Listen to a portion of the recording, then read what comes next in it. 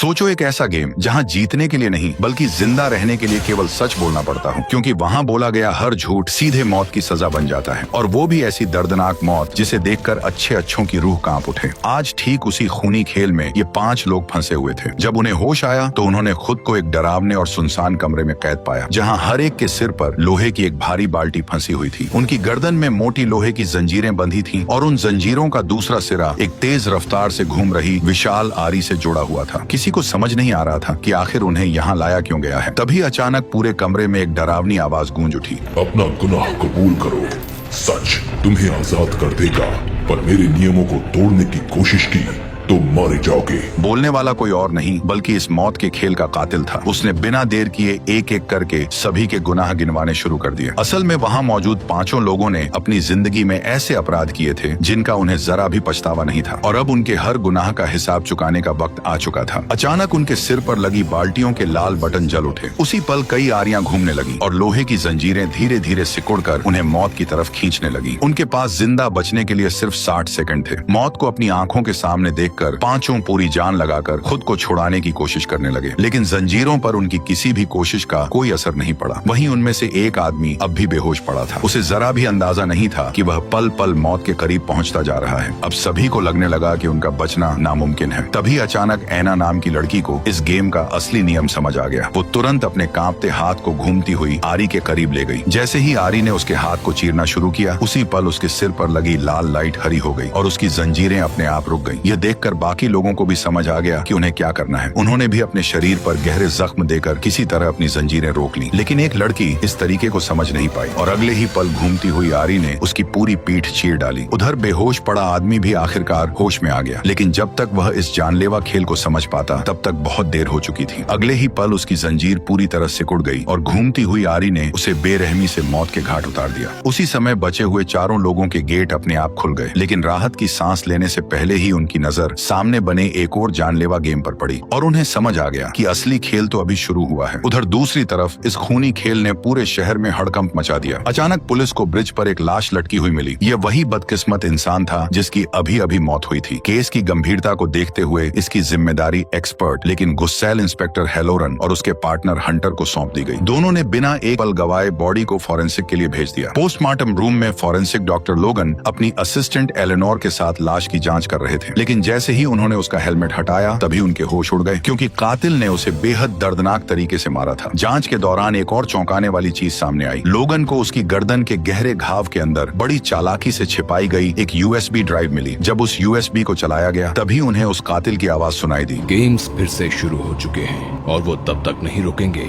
जब तक मासूमों के साथ हुए पाप का प्रायश्चित नहीं किया जाएगा। अचानक इंस्पेक्टर के होश उड़ गए। उसे तुरंत एहसास हुआ कि यह आवाज तो 10 साल पहले मर चुके सीरियल किलर जॉन क्रेमर की है। यह सुनते ही पूरे लैब में हड़कंप मच गया, क्योंकि जॉन क्रेमर की मौत को पूरे 10 साल हो चुके थे और ये बात हर कोई अच्छी तरह जानता था। ऐसे में सबके मन में सिर्फ एक ही सवाल घूम रहा था कि क्या 10 साल पहले मर चुका जॉन क्रेमर अभी भी जिंदा है। इंस्पेक्टर इस सवाल का जवाब ढूंढ ही रहा था कि उसी समय मौत का खेल एक बार फिर शुरू हो गया। बचे हुए 4 लोग अगले गेम में पहुंच गए। ठीक उसी वक्त उन्हें सामने से कोई अजीब सी चीज उनकी तरफ आती दिखाई दी। जैसे जैसे वह करीब आई तब उन्हें दिखा कि वह एक डरावना टॉय था जिसके गले में एक सफेद कागज लटका हुआ था। उस कागज पर सिर्फ एक ही शब्द लिखा था, कन्फेस, यानी अपने गुनाह कबूल करो। ये देखते ही 4 के चेहरों का रंग उड़ गया। किसी को समझ नहीं आया कि आखिर वो कहना क्या चाहता है। तभी वह टॉय अजीब सी आवाज निकालने लगा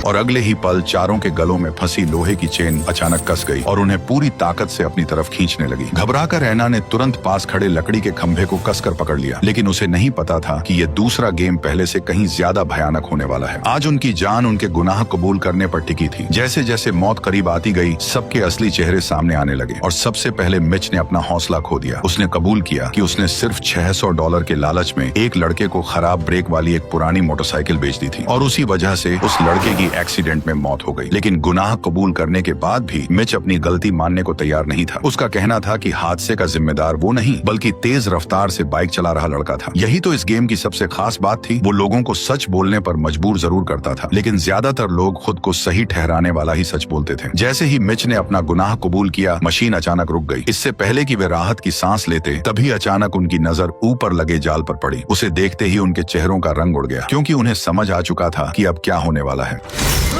अचानक उनके सामने 3 इंजेक्शन आ गए। सच्चाई जानने के लिए मिच ने टॉय में लगा टेप रिकॉर्डर चलाया, जिसमें एक बार फिर कातिल की आवाज गूंजने लगी। कातिल ने एक और ऐसा गुनाह सबके सामने रखा। उसने बताया कि उन चारों में से किसी एक ने एक औरत का पर्स लूटा था, लेकिन वह कोई आम चोरी नहीं थी, क्योंकि उसी पर्स के अंदर उसका अस्थमा का इनहेलर भी रखा हुआ था, जिसकी उसे उसी वक्त सबसे ज्यादा जरूरत थी। इनहेलर न मिलने की वजह से वह औरत तड़प तड़प कर वहीं जमीन पर गिर पड़ी। सबसे दर्दनाक बात यह थी कि जिसने उसका पर्स छीना था वह उसे मरता हुआ छोड़कर इनहेलर समेत वहां से भाग गई, और अब उसके उसी गुनाह का हिसाब चुकाने का वक्त आ चुका था। कातिल ने बताया कि उनके सामने रखे 3 इंजेक्शनों में से 2 में खतरनाक एसिड भरा है, जबकि सिर्फ एक इंजेक्शन असली दवा का है। अगर उन्होंने सही इंजेक्शन असली गुनहगार को लगा दिया तो चारों की जान बच जाएगी, लेकिन अगर जरा सी भी गलती हुई तो अगले ही पल चारों वहीं मारे जाएंगे। ये सुनते ही चारों के चेहरे का रंग उड़ गया। उन्हें न तो ये पता था कि असली इंजेक्शन कौन सा है और न ही ये कि असली गुनहगार कौन है, लेकिन तभी सबकी नजर कार्ली के पीले चेहरे पर पड़ी। उसी पल उन्हें समझ आ गया कि कातिल उसी की तरफ इशारा कर रहा था। रेयान ने तुरंत तीनों इंजेक्शन उठा लिए और कार्ली से कहा कि उनमें से एक चुन ले, लेकिन मौत को इतना करीब देखकर कार्ली पूरी तरह घबरा गई। उसे डर था कि अगर उसने गलत इंजेक्शन चुन लिया तो सिर्फ उसकी नहीं बल्कि सबकी जान चली जाएगी। इसलिए वह लगातार पीछे हटती रही और कोई भी इंजेक्शन चुनने से साफ इनकार कर दिया। रेयान बार बार उसे हिम्मत करके एक इंजेक्शन चुनने के लिए कहता रहा, लेकिन तभी अचानक लोहे की जंजीरें एक बार फिर कसने लगी और चारों लोग देखते ही देखते हवा में लटक गए, जिसकी वजह से उनका सांस लेना भी मुश्किल होने लगा। जब ऐसा लग रहा था कि अब चारों एक साथ मारे जाएंगे, तभी रेयान ने एक बेहद डरावना लेकिन सबसे सही फैसला लिया और आखिरी पल में उसने तीनों इंजेक्शन पूरी ताकत से कार्ली की गर्दन में घोंप दिए।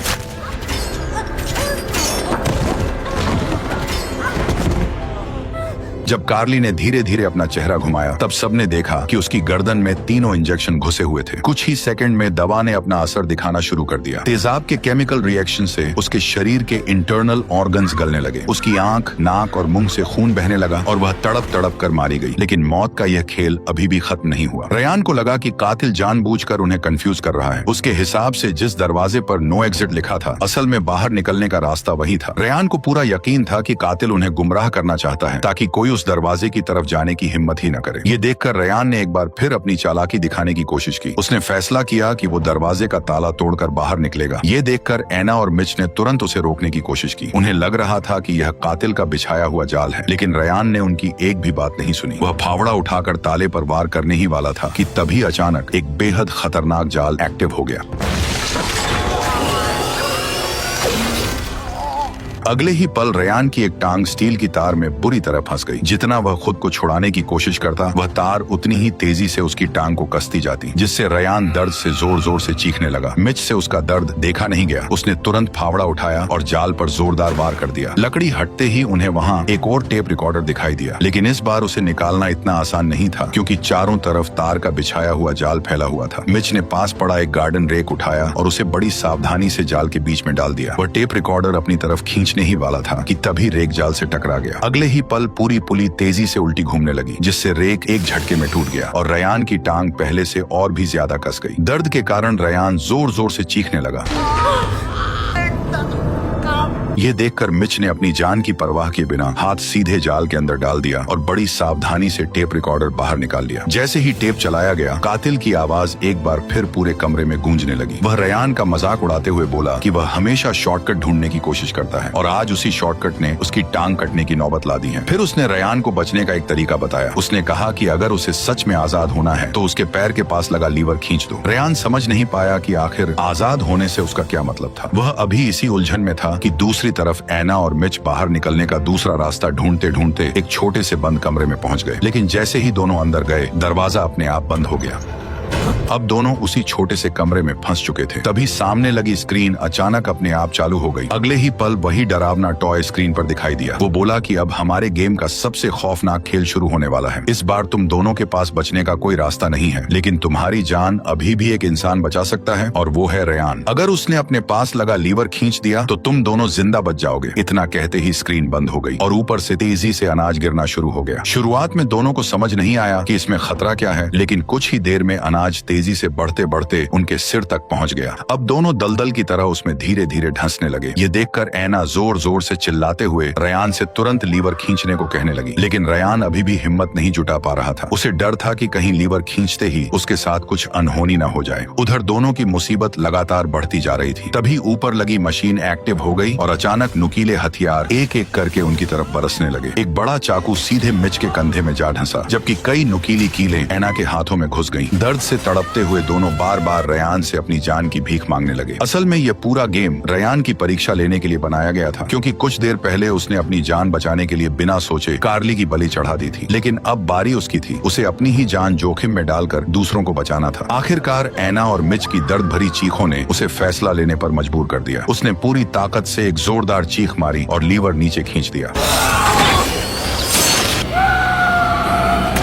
आखिरकार उसने अपनी एक टांग देकर अपने दोनों साथियों की जान बचा ली। उधर दूसरी तरफ पुलिस की जांच अब भी किसी नतीजे तक नहीं पहुंची थी। इसी बीच उन्हें कार्ली की लाश भी बरामद हो गई। जांच के दौरान पुलिस को दोनों बॉडीज के नाखूनों में फंसे कुछ ब्लड सैंपल मिले। मामला गंभीर था, इसलिए उन्हें तुरंत डीएनए टेस्ट के लिए भेज दिया गया। लेकिन जब रिपोर्ट सामने आई तो उसे देखकर पूरे पुलिस डिपार्टमेंट में डर का माहौल छा गया, क्योंकि वह डीएनए सिर्फ एक ही इंसान से मैच कर रहा था, जॉन क्रेमर। ये देखकर इंस्पेक्टर का शक और गहरा हो गया। उसे लगने लगा कि कातिल उसके आसपास ही मौजूद है। इंस्पेक्टर को सबसे ज्यादा शक फोरेंसिक लैब में काम करने वाली एलेनोर पर गया, क्योंकि वह जॉन क्रेमर के ट्रैप्स की हद से ज्यादा दीवानी थी। इसीलिए इंस्पेक्टर ने बिना उसे भनक लगे उस पर नजर रखना शुरू कर दिया। जांच के दौरान उन्हें एलेनोर का एक सीक्रेट वर्कशॉप भी मिला, जहां जॉन क्रेमर के कई मशहूर ट्रैप्स की हूबहू कॉपी बनाई गई थी। ये देखकर इंस्पेक्टर का शक और गहरा हो गया। अब उसे पूरा यकीन होने लगा था कि एलेनोर का इस नए कातिल से कोई न कोई संबंध जरूर है। उधर गोदाम में बचे हुए तीनों लोग फिलहाल सुरक्षित थे। जब ऐना रयान के जख्म पर पट्टी बांध रही थी, तभी मिच की नजर ट्रैक्टर के बोनट के नीचे रखे एक टेप रिकॉर्डर पर पड़ी। उसने बिना देर किए उसे प्ले कर दिया। अचानक एक और खतरनाक जाल एक्टिव हो गया। अगले ही पल रस्सियों ने उसे उल्टा हवा में लटका दिया और तभी टेप रिकॉर्डर में उसके गुनाहों की असली सच्चाई गूंजने लगी। कातिल ने बताया कि मिच ने सिर्फ आधा सच कबूल किया था। जिस मोटरसाइकिल को उसने उस लड़के को बेचा था, उसका सिर्फ एक नहीं बल्कि दोनों ब्रेक पूरी तरह फेल थे। लेकिन ज्यादा पैसों के लालच में उसने यह बात जानबूझकर छिपा ली और उसी धोखे की वजह से उस लड़के की एक्सीडेंट में दर्दनाक मौत हो गई। लेकिन सबसे चौंकाने वाली बात यह थी, जिस लड़के की मौत उस खराब बाइक की वजह से हुई थी, वह कोई और नहीं बल्कि उस कातिल का अपना भतीजा था। ये सच पता चलते ही मिच के होश उड़ गए। जिस बाइक ने उसके भतीजे की जान ली थी, कातिल ने उसी के इंजन को एक जानलेवा श्रेडर मशीन में बदल दिया था। और अब मिच की मौत भी उसी तरह दर्दनाक होने वाली थी। लेकिन फिर भी कातिल ने उसे बचने का एक आखिरी मौका दिया। उसने बताया कि मिच को बस सही समय पर श्रेडर मशीन के अंदर लगे ब्रेक लीवर को पकड़ना है। अगर वह ऐसा कर लेता है तो मशीन तुरंत रुक जाएगी और उसकी जान बच जाएगी। लेकिन इतनी तेज रफ्तार से घूमती मशीन के बीच ऐसा करना लगभग नामुमकिन था। यह देखकर ऐना से रहा नहीं गया। उसने तुरंत पास पड़ी एक लोहे की रॉड उठाई और उसे मोटरसाइकिल के पहिए में फंसा दिया। कुछ सेकंड के लिए मशीन सचमुच रुक गई। ये देखकर ऐना को लगा कि शायद अब वो बच जाएगा, लेकिन अगले ही पल रॉड टूट गई और मशीन पहले से भी ज्यादा तेज रफ्तार से घूमने लगी। इस बार मिच के पास बचने का कोई मौका नहीं रहा।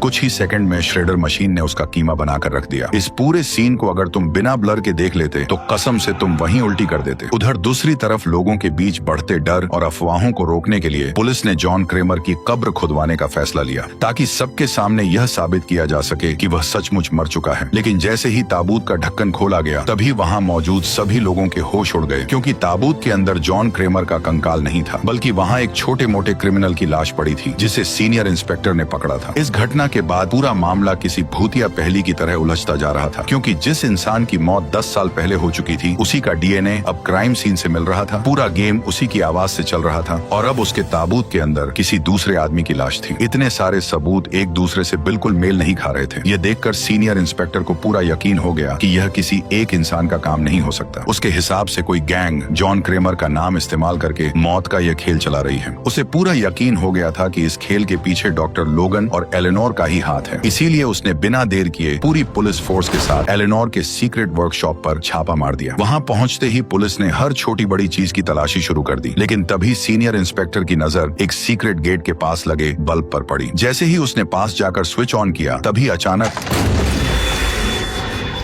दरअसल जो लाश नीचे गिरी थी वह किसी और की नहीं बल्कि मिच की थी। लेकिन उससे भी ज्यादा डराने वाली बात यह थी कि मौत का यह खेल अभी खत्म नहीं हुआ था, क्योंकि ऐना और रयान अभी भी जिंदा थे। ऐना समझ गई कि अगर यहाँ से निकलना है तो उसे ही कुछ करना होगा, इसलिए वो फावड़ा उठाकर दरवाजा तोड़ने की कोशिश शुरू कर दी। काफी मशक्कत के बाद दरवाजा थोड़ा सा खुल गया। उसे लगा कि आखिरकार वो इस मौत के खेल से बच निकली है। लेकिन तभी अचानक सुअर का मुखौटा पहने एक शख्स ने पीछे से हमला करके ऐना को बेहोश कर दिया। जब ऐना की आंख खुली तो उसने देखा कि वो और रयान दोनों जंजीरों में बंधे हुए थे और उनके सामने जो शख्स खड़ा था उसे देखकर दोनों के पैरों तले जमीन खिसक गई, क्योंकि वह कोई और नहीं बल्कि 10 साल पहले मर चुका जॉन क्रैमर था। एक पल के लिए ऐसा लगा मानो समय ही रुक गया हो। किसी के लिए भी इस बात पर यकीन करना नामुमकिन था कि जॉन क्रैमर फिर से जिंदा कैसे हो सकता है। लेकिन अगले ही पल उसने दोनों के गुनाह गिनाने शुरू कर दिए। उसने बताया कि स्कूल के दिनों में रयान ने शराब पीकर गाड़ी चलाई थी, जिसकी वजह से एक भयानक एक्सीडेंट हुआ और उसके दोस्त की जान चली गई। लेकिन उसने बड़ी चालाकी से अपनी पूरी गलती मर चुके ड्राइवर के सिर पर डाल दी। उधर ऐना का गुनाह इससे भी ज्यादा डरावना था। उसने अपनी ही मासूम बेटी के लगातार रोने से तंग आकर तकिए से उसका दम घोंट दिया और उस मासूम की मौत का पूरा इल्जाम अपने ही पति पर डाल दिया, जिसकी वजह से उसके पति ने गिल्ट में आकर आत्महत्या कर ली। लेकिन अब दोनों की सजा भुगतने का समय आ चुका था। हर बार की तरह इस बार भी जॉन ने उन्हें मारने से पहले एक आखिरी मौका दिया। उसने अपनी शॉटगन उठाई, जेब से एक गोली निकालकर दिखाई और बोला, ये आजादी की चाबी है।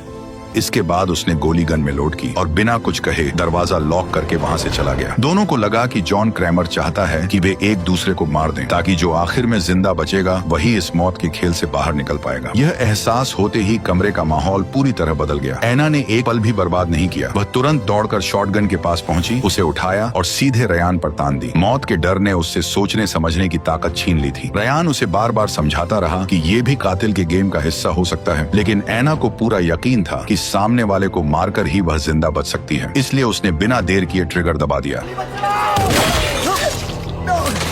असल में उस शॉटगन का डिजाइन उल्टा बनाया गया था, जिस वजह से गोली सामने जाने की बजाय पलटकर सीधे उसी की तरफ चल गई और वह वहीं मारी गई। हालांकि रयान बच तो गया, पर वो पूरी फिल्म का सबसे बदनसीब इंसान बन गया। उसे पता चला कि हथकड़ी की चाबी उसी गोली के अंदर छिपी हुई थी, जो धमाके के साथ अब 2 टुकड़ों में टूट चुकी थी। उसी पल उसे जॉन की वह बात याद आई। ये आजादी की चाबी है। अब उसे एहसास हुआ कि उसने कितनी बड़ी गलती कर दी है। उधर दूसरी तरफ एलेनोर को आखिरकार उस फार्म हाउस का पता मिल गया, जहाँ यह पूरा खूनी खेल खेला जा रहा था। इसलिए वो लोगन को लेकर वहां पहुंच गई, ताकि वे इस केस को सबसे पहले सुलझाकर हीरो बन सकें। लेकिन उन्हें जरा भी अंदाजा नहीं था कि सीनियर इंस्पेक्टर चुपचाप उनका पीछा कर रहा था। जल्द ही तीनों आमने सामने पहुंच गए, जहां इस पूरे खूनी खेल का आखिरी फैसला होने वाला था। लेकिन इंस्पेक्टर अब भी यही मान रहा था कि लोगन और एलेनोर ही असली कातिल हैं। इसलिए उसने बिना देर किए दोनों पर बंदूक तान दी। हालात इतने बिगड़ चुके थे कि किसी भी पल गोली चल सकती थी। लोगन ने तुरंत खुद को बचाने की कोशिश की, लेकिन इंस्पेक्टर ने एक ही बार में उसे बेहोश कर दिया। इसके बाद वह एलेनोर के पीछे दौड़ पड़ा। लेकिन तभी अचानक पीछे से एक रहस्यमयी शख्स आया और उसने इंस्पेक्टर पर हमला करके उसे भी बेहोश कर दिया। जब लोगन और इंस्पेक्टर की आंख खुली तो उन्होंने खुद को एक बिल्कुल नई जगह पर पाया। उनके गले में हाईटेक लेजर कॉलर बंधे हुए थे। तभी एक बार फिर जॉन क्रैमर की आवाज गूंज उठी। उसने ऐलान किया कि यही इस खेल का आखिरी राउंड है और जिंदा वही बचेगा जो अपना गुनाह कबूल करेगा। इतना सुनते ही हैलोरन ने बिना एक पल गवाए लोगन वाला बटन दबा दिया। वह सबसे पहले लोगन से उसका गुनाह कबूल करवाना चाहता था। अगले ही पल उसके गले में लगा कॉलर एक्टिव हो गया। उसके अंदर से कई तेज लेजर ब्लेड धीरे धीरे बाहर निकलने लगी। मौत को इतना करीब देखकर लोगन पूरी तरह घबरा गया और आखिरकार उसने अपना गुनाह कबूल कर लिया। उसने बताया कि कई साल पहले अस्पताल में इंटर्नशिप के दौरान गलती से उसने जॉन क्रैमर की एक्सरे रिपोर्ट दूसरे मरीज की रिपोर्ट से बदल दी थी। इसी वजह से जॉन के कैंसर का सही समय पर इलाज नहीं हो सका और उसकी बीमारी लगातार बढ़ती चली गई। जैसे ही लोगन ने अपना गुनाह कबूल किया, तभी लेजर कॉलर अचानक एक्टिव हो गया और देखते ही देखते उसकी गर्दन कट गई। अब बारी सीनियर इंस्पेक्टर की थी। जैसे ही वह ट्रैप में फंसा, उसके ऊपर लगा लेजर सिस्टम एक्टिव हो गया। तेज लेजर बीम धीरे धीरे छत को काटती हुई उसकी तरफ बढ़ने लगी। मौत को अपनी आंखों के सामने देखकर इंस्पेक्टर पूरी तरह घबरा गया। उसने तुरंत एक एक करके अपने सारे गुनाह कबूल करने शुरू कर दिए। लेजर सिस्टम बंद होते देख इंस्पेक्टर को लगा कि वह यह गेम जीत चुका है, लेकिन असली ट्विस्ट तो अब शुरू होने वाला था। असल में जिसे सब लोग मरा हुआ समझ रहे थे, वही लोगन धीरे धीरे खून के तालाब से उठकर खड़ा हो गया। तब पता चला कि उसकी गर्दन पर लगा लेजर कॉलर असल असल में नकली था। उसके अंदर सिर्फ नकली खून से भरी एक ब्लड पैक लगी हुई थी। यह पूरा नाटक सिर्फ इंस्पेक्टर से उसके गुनाह कबूल करवाने के लिए रचा गया था। इसके बाद लोगन ने वो सच उजागर किया जिसने पूरी फिल्म ही पलट कर रख दी। असल में फिल्म के डायरेक्टर ने हम सबको गुमराह किया था, क्योंकि जो गोदाम वाला खेल हम अब तक देख रहे थे वह वर्तमान में नहीं चल रहा था। इतना कहकर लोगन ने अपने बगल में मौजूद एक दरवाजा खोल दिया। दरवाजे के अंदर रयान और एना की लाशें पड़ी थी, जो कब की सड़कर कंकाल बन चुकी थी। यही पूरी कहानी का सबसे बड़ा राज खुला। जिन 5 लोगों का गेम हम अब तक देख रहे थे वह पूरे 10 साल पहले हुआ था, और उस गेम को खुद जॉन क्रेमर ने डिजाइन किया था, जो उसकी मौत से पहले खेला गया आखिरी गेम था। डायरेक्टर ने पैरेलल टाइमलाइन की शानदार एडिटिंग से पूरे समय ऑडियंस को धोखे में रखा। तभी लोगन ने अपना असली राज भी बताया। दरअसल वह वही आदमी था जो पहले गेम की शुरुआत में बेहोश था। उस वक्त जॉन ने आखिरी पल में उसकी जान बचा ली थी, क्योंकि उसका मानना था कि लोगन से वो गलती अनजाने में हुई थी, इसलिए वह मौत डिजर्व नहीं करता था। उसी दिन से लोगन जॉन क्रेमर का पहला स्टूडेंट बन गया। दोनों ने मिलकर कई सारे खतरनाक ट्रैप्स तैयार किए। 10 साल बाद लोगन ने अपनी पत्नी का बदला लेने के लिए ये पूरा खेल प्लान किया, क्योंकि उसकी पत्नी की हत्या हेलोरन द्वारा बचाए गए एक क्रिमिनल ने की थी। इसी वजह से उसने 3 अपराधियों को चुनकर ये पूरा मौत का खेल रचा। उसने 10 साल पहले खेले गए उसी गेम को हूबहू दोबारा तैयार किया। ताबूत में रखी लाश से लेकर एलेनोर को मोहरे की तरह इस्तेमाल करने तक सब कुछ उसकी प्लानिंग का हिस्सा था। अब पूरा सच इंस्पेक्टर के सामने आ चुका था, और अब बारी थी उसके अपने गुनाहों की कीमत चुकाने की। लोगन ने बिना एक पल गंवाए आखिरी स्विच दबा दिया। अगले ही पल ट्रैप पूरी तरह एक्टिव हो गया।